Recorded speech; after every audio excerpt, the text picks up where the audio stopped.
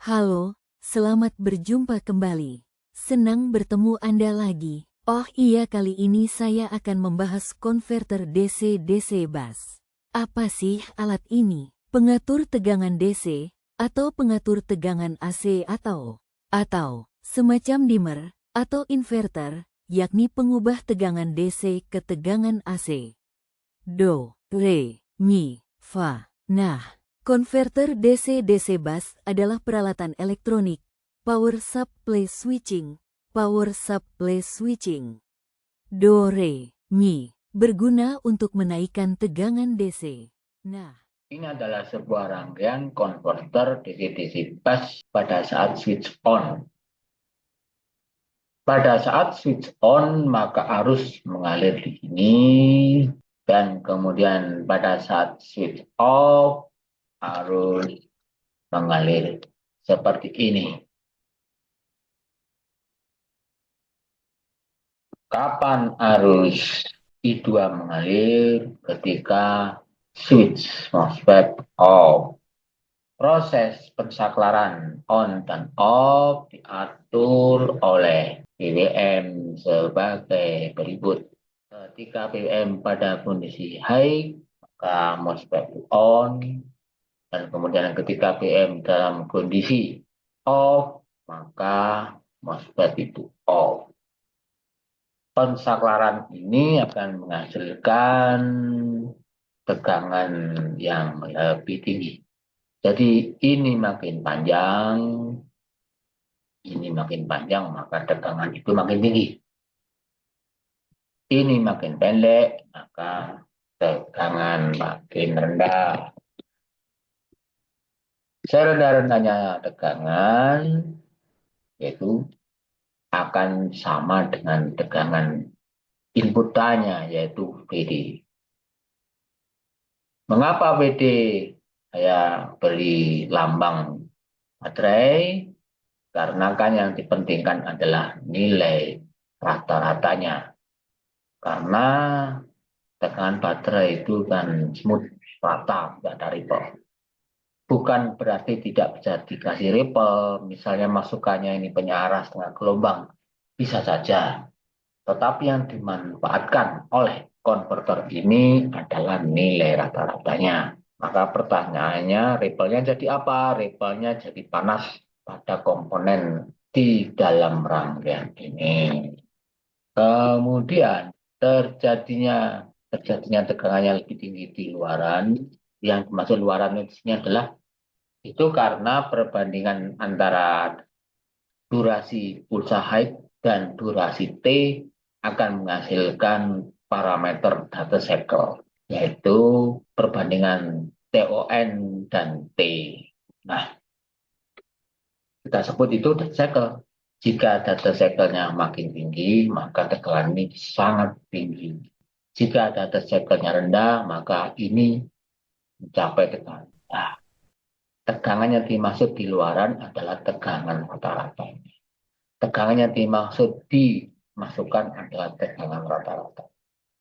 Serendah-rendahnya tegangan luaran itu sama dengan tegangan masukannya. Jadi tegangan ruangan itu bisa sangat tinggi sekali secara teori, tetapi ada batas-batasnya.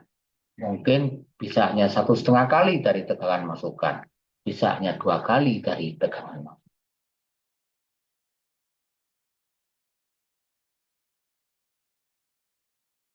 tegangan luaran yang terbatas disebabkan oleh faktor komponen-komponen internal, yakni dioda, kapasitor, induktor, transistor. Ada apa dengan komponen-komponen itu? Nah, komponen dioda. Dioda yang digunakan sebagai komponen switching memiliki tegangan breakdown, tegangan balik maksimum yang dapat ditahan, yang terbatas. Jika tegangan keluaran melebihi tegangan breakdown, dioda akan mengalami kerusakan. Transistor juga memiliki batasan tegangan kolektor emitor, VCE, maksimum. Melebihi batas ini akan menyebabkan transistor rusak. Kapasitor elektrolit yang umumnya digunakan memiliki ripple current maksimum yang dapat ditahan. Jika ripple current terlalu besar, umur kapasitor akan menjadi lebih pendek dan bahkan dapat menyebabkan ledakan. Induktor memiliki saturasi inti. Jika arus yang mengalir melebihi batas saturasi, induktansi akan menurun drastis, sehingga kinerja konverter menjadi tidak stabil. Hal-hal lain yang menjadi penyebab, biasanya masalah kinerja, yakni sebagai berikut. Semakin tinggi tegangan keluaran yang diinginkan, semakin besar pula kerugian daya yang terjadi pada komponen-komponen konverter. Hal ini menyebabkan efisiensi konverter menurun. Pada suatu titik, efisiensi akan menjadi sangat rendah sehingga konverter menjadi tidak praktis. Rugi-rugi switching. Proses switching pada transistor dan dioda menimbulkan kerugian switching.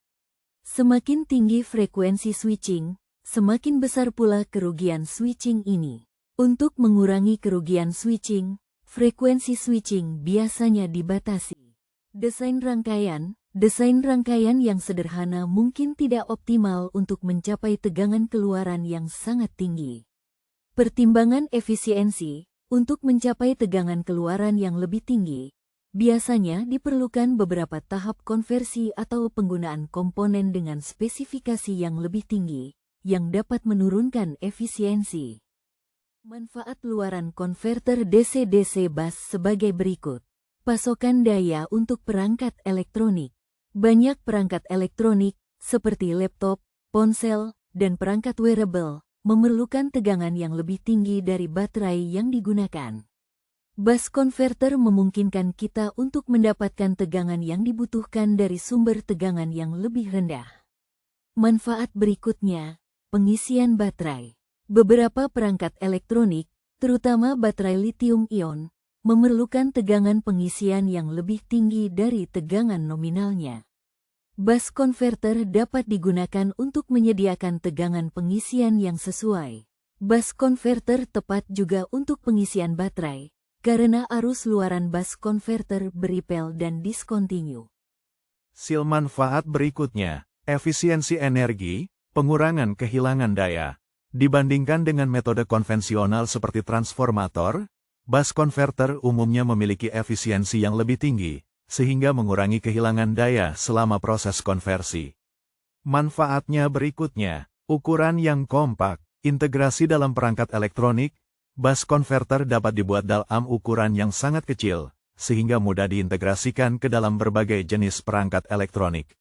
Manfaat berikutnya, efisiensi energi, pengurangan kehilangan daya. Dibandingkan dengan metode konvensional seperti transformator, bus converter umumnya memiliki efisiensi yang lebih tinggi, sehingga mengurangi kehilangan daya selama proses konversi.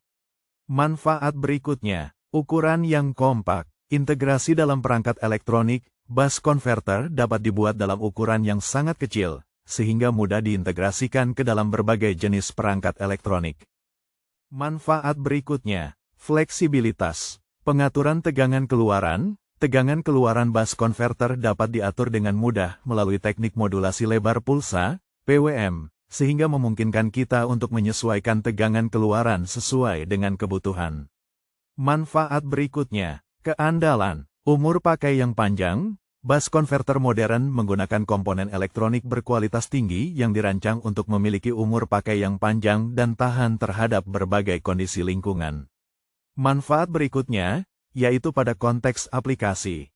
Elektronika portabel, laptop, ponsel, tablet, dan perangkat wearable. Sistem tenaga surya, untuk meningkatkan tegangan dari panel surya agar dapat mengisi baterai atau mengoperasikan inverter. Otomotif, untuk mengoperasikan komponen elektronik kendaraan listrik atau hibrid. Industri, untuk mengoperasikan motor listrik, sensor, dan peralatan kontrol lainnya. Medis, dalam peralatan medis portabel seperti alat pacu jantung dan pompa insulin. Selanjutnya manfaat yang penting juga, yakni bisa mengkristalkan polutan udara karena asap polusi, asap knalpot, asap dari proses industri, asap rokok, dupa, obat nyamuk. Tetapi tegangan yang dibutuhkan di atas 10 kV, terbaik sampai 25 kV. Marilah kita bahas rangkaian konverter DC-DC bus dengan lebih rinci, lebih analisis, dan tetap logis, agar masa kemarin yang kelabu menjadi cerah, jelas, dan cahaya bisa menyelinap masuk, dan semakin banyak dan bisa menerangi. Tujuan kita tetap melangkah maju, melihat langkah-langkah kita lebih efisien, tidak samar-samar, tidak menduga-duga, dan tentunya tidak terlalu banyak teori kemungkinan-kemungkinan. Ini adalah rangkaian konverter DC-DC bus, lengkap dengan loop arus warna merah dan loop arus warna kuning tua. Loop arus warna merah kita sebut arus I1, sedang loop arus warna kuning tua kita sebut I2. Kedua arus itu mengalir tidak dalam waktu yang sama, tetapi waktunya berbeda. Berdasarkan PWM yang tergambar di bawah ini, PWM dibagi dua saat high dan saat low. Misalnya yang high dipilih durasi switch on, maka kita beri nama T-on. Sedang saat low dan durasi switch off kita sebut T-off. Ketika arus merah mengalir, maka arus kuning tidak mengalir. 1, 2, 3, ini adalah rangkaian konverter DC-DC bus, lengkap dengan loop arus warna merah dan loop arus warna kuning tua. Loop arus warna merah kita sebut arus I1, sedang loop arus warna kuning tua kita sebut I2. Tentunya kedua arus itu mengalir tidak dalam waktu yang sama, tetapi waktunya berbeda. Berdasarkan PWM yang tergambar di bawah ini, PWM dibagi dua saat high dan saat low. Misalnya yang high dipilih durasi switch on, maka kita beri nama T-on. Sedang saat low dan durasi switch off tentunya kita sebut T-off. 1, 2, 3. Anda ingin tahu kondisi komponen ketika dilewati arus merah? Iya. Arus I1, loop merah. Ketika MOSFET dihidupkan, on, arus I1 mengalir dari sumber tegangan, VD ke induktor, L, ke MOSFET, dan kembali ke tegangan VD. Induktor mulai menyimpan energi dalam bentuk medan magnet. Apakah Anda tahu maksudnya loop tertutup? 1, 2, 3. Loop tertutup adalah rangkaian yang tidak terputus, di mana arus bisa mengalir keluar dari baterai VD dan kembali ke baterai VD lagi. Mungkin Anda bertanya mengapa arus merah tidak mau ke dioda, kapasitor, dan bukankah hubungan komponen-komponen itu juga membentuk loop tertutup? Dioda, D1, karena tegangan di anoda dioda lebih rendah dari tegangan di katoda, maka dioda turn off. Maka, arus I1 tidak mengalir ke kapasitor, C, dan beban, R1. 1, 2, 3, dan, perlu diketahui energi yang tersimpan di induktor meningkat selama periode ton. Arus merah juga menunjukkan adanya jalur arus langsung dari sumber tegangan, VD, melalui induktor, LIO, dan MOSFET dan kembali ke VD. Sebagian besar tegangan sumber, VD, jatuh di induktor, LIO, dan tegangan di titik antara induktor, LIO, dan MOSFET, maka, anoda dioda D1 menjadi rendah. Katoda dioda D1 terhubung ke kapasitor C dan beban, R1. Kapasitor, C, menyimpan energi dan mempertahankan tegangan yang relatif stabil. Sebelum MOSFET on, kapasitor, C, telah diisi oleh energi yang disalurkan oleh induktor, LIO, selama siklus off sebelumnya. Oleh karena itu, katoda dioda, D1, memiliki tegangan yang sama dengan tegangan pada kapasitor, C. Jadi tegangan katoda itu berasal dari kapasitor yang telah diisi pada saat MOSFET off. Oke, ini adalah rangkaian konverter DC-DC bus dalam kondisi switch on. Kita lihat loop arusnya I1 warna merah muncul karena ketika MOSFET on, maka terjadilah loop tertutup antara baterai PD, induktor LIO, dan MOSFET. Itu menjadi rangkaian yang saling berhubungan sehingga disebut loop tertutup.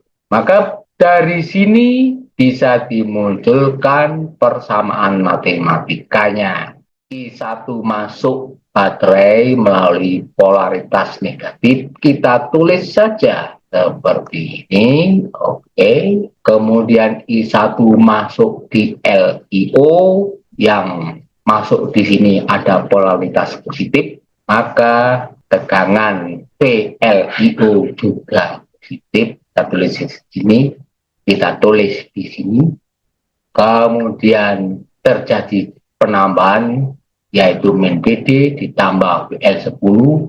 Di sini tidak ada parameter apapun kecuali konduktor yang lurus dan kembali ke baterai. Maka sesuai dengan hukum ampere, hukum loop arus, maka jumlah semuanya harus sama dengan 0. Ini ya. Dari jumlah aljabar seperti ini, atau dari persamaan matematika seperti ini, maka dijabarkan menjadi PLIO sama dengan PD. PD ini kan taruh di sini. Terus bagaimana gambaran bentuk gelombangnya? Kita lihat bentuk gelombangnya. Ini adalah BWM, kondisi high dan kondisi low. Di mana kondisi high kita sepakati itu TON. TON itu adalah tanda bahwa switch on atau durasi switch on atau lamanya switch on. Karena switch on muncul arus dan tegangan. Kita tinjau tegangan PL-nya dulu. Tadi sudah disebut tegangan PL-nya sama dengan PD, ya. Tadi tegangan PL-nya sama dengan PD. Kita lihat di sini. Tegangan PL I0 sama dengan PD. Ini sama PD. Kemudian setelah ketemu tegangannya sebesar PD, kita bebas menentukan besarnya ini ya, karena ini masih awal bebas. Tapi selanjutnya yang ini tidak boleh bebas lagi. Contoh seperti luasan C ini, luasan K ini harus sama dengan luasan C, karena Anda sudah menentukan PD-nya di sini. Nah, ya. Tapi ini nanti ditinjau nanti. Oke, kita lanjutkan. Bagaimana arusnya? Arusnya adalah warna pink, ya. Warna pink ini adalah arus yang melewati tadi, melewati tertutup tadi, atau warna merah tadi ya. Kita bisa ganti ini jadi warna merah.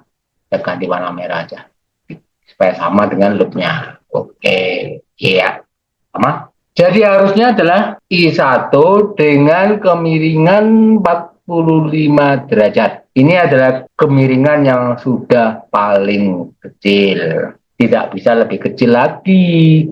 Jadi kecil maksudnya ke sini sudah nggak bisa lagi ya. Ini sudah paling kecil. Mengapa ini paling kecil? Karena L dalam kondisi yang murni, tidak mengandung R.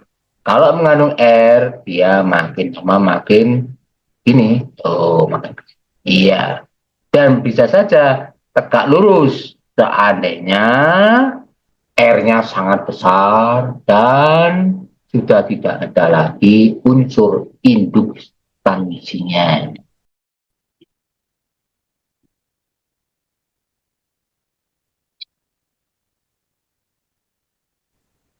Oke. Rangkaian ini rangkaian konverter DC-DC bus dengan ada tambahan loop arus warna kuning. Artinya MOSFET dalam kondisi off. Karena MOSFET dalam kondisi off, maka induktor LIO, karena MOSFET dalam kondisi off dan induktor LIO dioda D1, R, dan tegangan PD adalah loop tertutup. Maka muatan yang ada di induktor akan dilepas melewati loop tertutup itu. Sebagai sumber tegangan kali ini adalah induktor dengan tegangan VLIO. Karena induktor di sini melepas muatan. Karena dia sebagai sumber, maka polaritas positifnya ada di sini. Kalau tadi waktu mode switch on, maka dia sebagai beban, plusnya di sini. Ya kan? Nah, sekarang karena switch off, maka LIO yang sudah ada muatan tersimpannya melepas muatan pada rangkaian tertutupnya. Jadi saya ulangi, maka induktor LIO melepas muatannya melalui loop tertutup seperti di gambar ini. Tentunya arus I2 ini makin menurun. Nah, gelombang arusnya akan ditinjau beberapa tayangan berikutnya. Jadi masih lama ini meninjau gelombang arusnya. Yang kita tinjau sekarang justru dari loop tertutup I2 ini muncul suatu persamaan. Kita lihat main PD itu adalah dilalui oleh loop I2 masuk main PD. Maka kita tulis main PD. Nah, kita tulis saja. Oke. Nah, ini main PD. Taruh sini ya. Oke, diteruskan lagi berbasis loop arus warna kuning, maka muncul tegangan PLIO minus dan plus. Mengapa plusnya di sini? Karena LIO sekarang sumber tegangan. Jadi kita tulis tegangannya, yaitu min PLIO, ya kan? Saja. Ini, oke. Nah, ini matematik sudah ya. Oke. Kemudian diteruskan lagi ke D1. Oke, D1 tidak ada parameter yang perlu ditambahkan. Kita hubung singkat saja. Jadi tidak ada drop tegangan di D1. Harusnya melewati R1. Kenapa nggak melalui C? C itu tidak wajib, tapi L wajib. Kalau lewat C gimana? Ya harusnya lewat C, tetapi untuk singkatnya kita coba. Rencananya saya akan khusus menerangkan apa dan bagaimana C itu ketika arus I2 itu lewat. Nah, ya. Tapi setelah tayangan berikut ini. Jadi sekarang saya menjelaskan arus ini sudah jelas main PD, ini main PLIO. Sekarang masuk sini plus karena beban. Beban itu kalau dialiri arus ya plus, maka kita sebut PO, ya kan? Ya tulis saja plus kan? Nah, oke. Iya, ya. Oke, ya. Persamaan tegangan pada loop tertutup tidak ada lagi yang perlu ditambahkan, maka kita di jumlah semuanya yaitu harus sama dengan 0. Ya. Oke, ya. Sekarang ada persamaan yaitu min BD min PLIO ditambah PO sama dengan 0. Yang diperlukan sekarang apa? Yang diperlukan sekarang huruf min PLIO. Harus sama dengan berapa supaya nanti gambarnya bagus. Ya. Maka min PLIO, nah ini ya, min PLIO, ini kan taruh sini, ini juga taruh di sini kan. Oke, kita tambahkan itu sama dengan dulu ya, tulis tut. Kemudian harus sama dengan ini. Nah, kan jadi min PLIO sama dengan PD min PO. Sekarang tinggal apa ini? Ini persamaan sudah muncul semua. Kan tinggal apa? Nah, tinggal analisis arusnya, analisis bentuk gelombangnya. Kalau ini analisis matematikanya kan. Bagi yang mahir matematik sebenarnya tidak perlu gambar. Tapi bagi yang tidak tahu matematik atau teknik dalam bidang matematik, maka perlu gambar membantu. Saya ulangi tadi kita sudah membahas masalah tegangan PL-nya ya pada setengah data cycle pertama. Kemudian loop arusnya sudah dibahas, dan loop arus 1 menghasilkan tegangan PL positif. Kemudian kita sampai pada loop arus kedua yang berwarna oranye, kuning atau oranye. Loop arus oranye sudah dibahas dan menghasilkan persamaan tegangan induktor. Nah, sekarang bagaimana membuat bentuk sinyalnya? Bentuk sinyalnya tegangan PL pada saat setengah data cycle kedua. Jadi pada saat switch off akan saya terangkan membuat tegangan PL saat switch off itu bagaimana. Ada ketentuannya sebagai berikut. Kita share dulu ya. Ini sudah tampak sinyal-sinyal yang dibutuhkan. Pada setengah data cycle pertama daerah ini, atau pada kondisi TON, sudah dianalisis dan disimpulkan amplitudo PL positif. Jadi PL positif saat TON ya, itu sebesar PD. Nah, amplitudo PD ini bebas.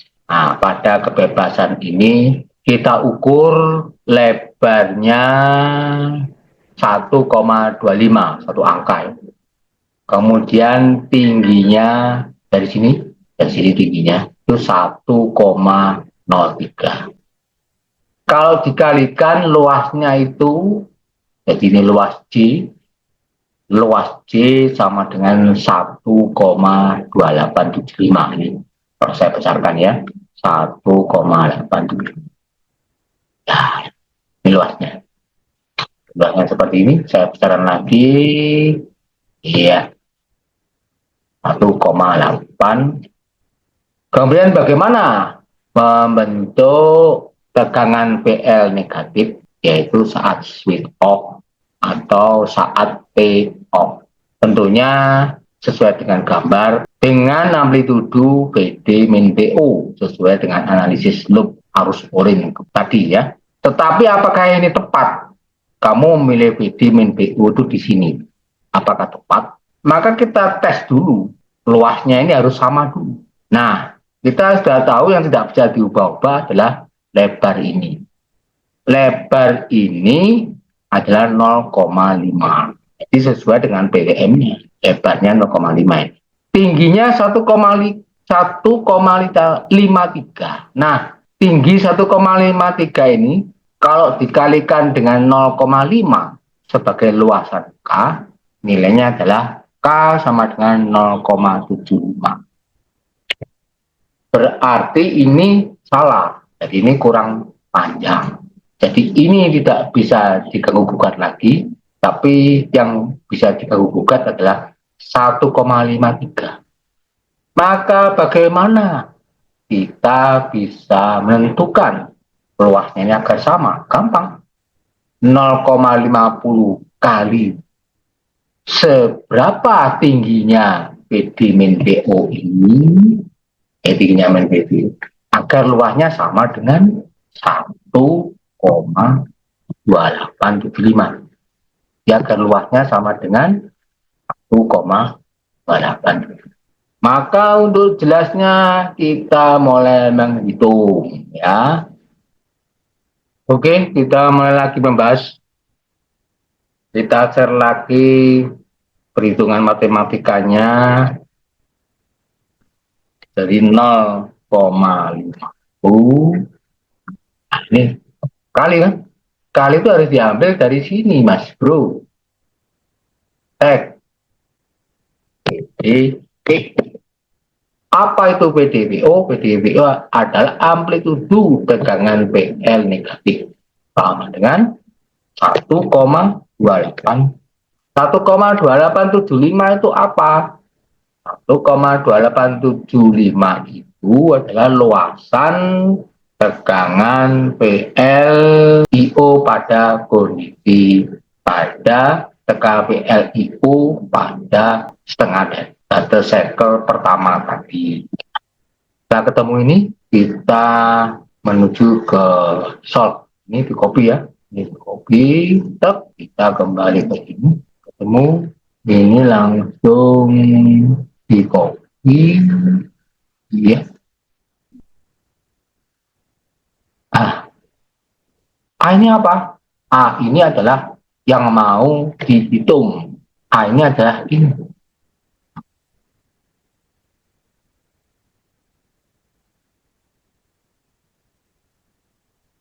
Yang mau dihitung adalah PdVU. Maka PdVU ditaruh di sini. PdVO amplitudonya 2,575 minus 2,575 supaya untuk diingat-ingat mah di copy saja ini, di copy ya. Copy menuju ke di 2,575 ini adalah panjangnya ini. Jadi tinggal mengatur ini sama dengan 2,575. Jadi sekarang kita tinggal membetulkan gambarnya yang belum betul. Ya. Ini sudah akurat kan?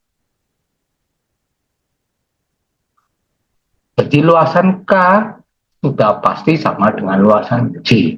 Ya. Tinggal ini merapikan bentuk gelombang yang di bawah.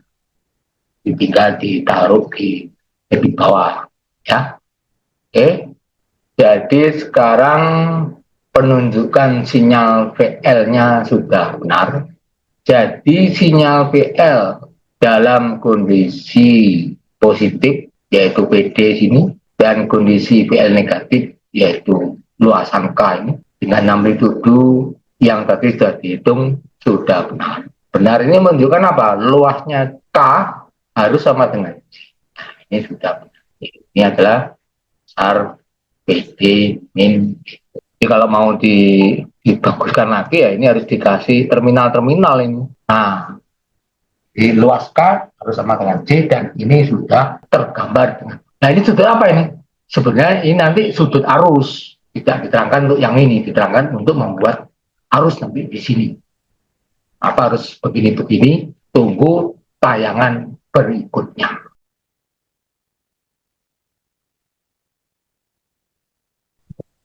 Ini adalah sebuah gelombang arus I1 dan I2 yang sudah diterangkan sebelumnya. I1 adalah arus yang melewati induktor, I2 juga arus yang melewati induktor. Maka kedua arus ini walaupun fasanya tidak sama, tetapi bisa digabungkan menjadi satu kurva. Kita sebut keduanya adalah arus IL atau arus induktor atau arus induktor LIO. I1 seperti sudah saya terangkan sebelumnya naik karena dia mengisi induktor. Kemudian ketika MOSFET off, maka arus tadi yang tersimpan di induktor menurun dan kita beri nama arus I2. Ini naiknya sampai sudut berapa? Kita lihat sudutnya ya. Sudutnya kita lihat. Ternyata sudutnya ini 40. Apa artinya? Sudut 45 itu artinya arus tidak mempunyai beban resistor. Jadi bebannya hanya L. Kalau Anda lihat pada rangkaiannya memang iya, I1 itu bebannya hanya L saja, maka dia 45 derajat. Ini tidak bisa turun lagi, ya 45 derajat itu minimal. Tapi bisa naik sampai mendekati 90 derajat jika bebannya itu R murni. Jadi induktansinya sudah nggak ada lagi. Nah, sekarang bagaimana kalau I2? I2-nya juga sama, maksimumnya ini 135 ya.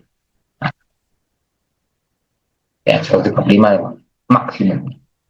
Iya, 135 itu maksimumnya jika L-nya murni. Tapi kan tidak, yang terjadi pada rangkaian tadi mengandung R, maka sudutnya tidak 135, tetapi kurang dari 135.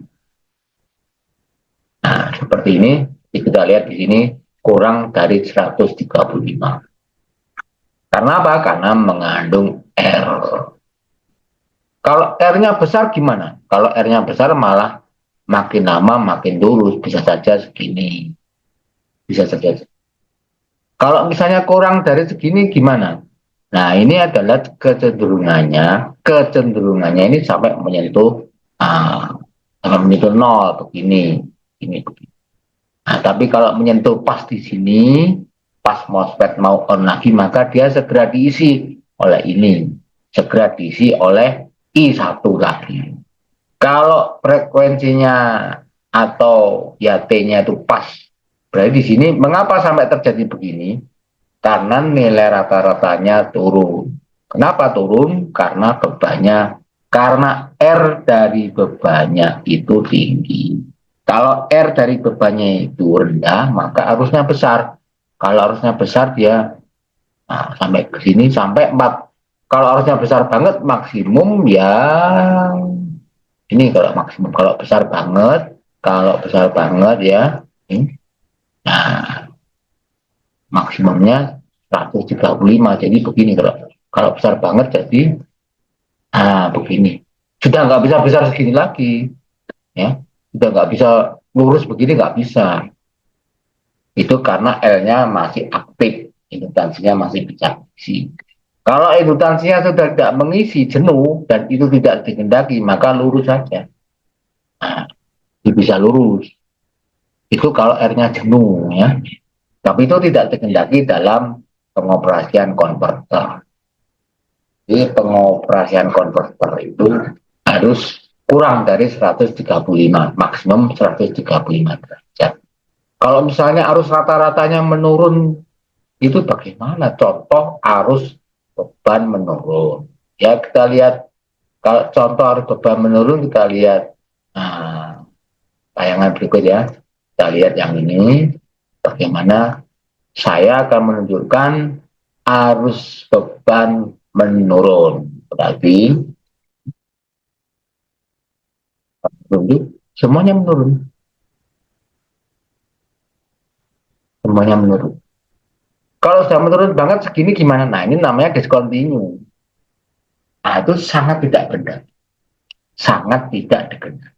Berarti arus beban terlalu kecil. Sampai discontinue begini, ini terlalu kecil. Nah, kalau ini namanya pas. Jadi antara discontinue dan continue. Jadi pas. Itu arus sempat nol tapi kemudian naik lagi. Ini tetap tidak dikehendaki. Ini tetap tidak dikehendaki, arus masih terlalu kecil. Arus jadi bagus, beban arus jadi yang sesuai dikehendaki, arus jadi sesuai idealnya konverter DC kalau continue. Ini arus yang terjadi pada L ya. Nah, kalau mengurangi ripple yang puncak ini kan ripple ini. Nah, puncak dan lembah ini kan ripple. Menguranginya dengan menaikkan frekuensi atau maksud saya dengan menaikkan frekuensi switching atau menambah nilai L. Kalau menambah nilai L berarti sangat manual. Tapi kalau menambah frekuensi bisa secara otomatis atau tinggal memutar potensiometer atau memprogram. Oke, kita kembali ke tayangan gelombang arus I1 dan I2. Tadi kita sudah menyebut bahwa kedua gelombang ini adalah arus induktor. Bagaimana dengan arus lainnya dan mengapa kita sebut ini arus induktor? Kita kembali melihat tayangan berikut.